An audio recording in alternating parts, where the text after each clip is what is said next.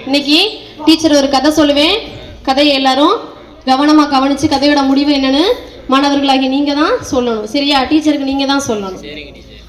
ஒரு மன்னர் ஒரு ஊர்ல இருக்கிறாரு. அவர் மக்கள் எல்லாரையும் ஒரு கூட்டமா கூடி ஒரு மிகப்பெரிய அரண்மனையை காமிக்கிறாரு. இந்த அரண்மனையோட கதவை வந்து அந்த அரண்மனையோட கதவை வந்து திறக்க சொல்றாரு.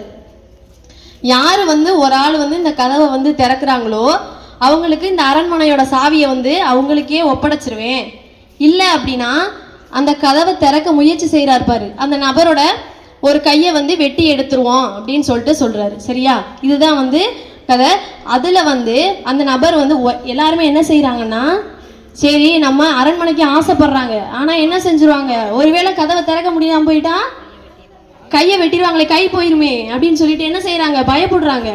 அதுல ஒரே ஒரு நபர் மட்டும் என்ன செய்யறாருன்னா, கைதானே போகுது, உயிர் இல்லைல்ல, நம்ம முயற்சி செய்வோம் அப்படின்னு சொல்லிட்டு என்ன செஞ்சுறாரு, முயற்சி செஞ்சுறாரு. முன்னாடி வந்து கதவை தள்ளி அந்த கதவை திறந்துடுறாரு. கடைசியில பார்த்தா அந்த கதவோட தாப்பாலே போடல, கதவை திறந்துடுறாரு.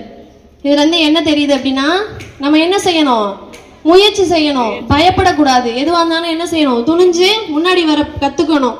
அவர் நினச்சிருந்தா அந்த அரண்மனை கிடைச்சிருக்குமா, ஒரு கைதானே போகுது, உயிர் இல்லைல்ல அப்படின்னு என்ன செஞ்சுறாரு, துணிஞ்சு அவர் வந்து அரண்மனையோட கதை வந்து திறந்து அந்த அரண்மனையை அவருக்கு சொந்தமாக்கிக்கிட்டார். சரியா? அது மாதிரி மாணவர்களாகி நீங்களும் ஆசிரியர்கள் ஏதாவது செய்ய சொன்னால் என்ன செய்யறது, பயப்படுறீங்க.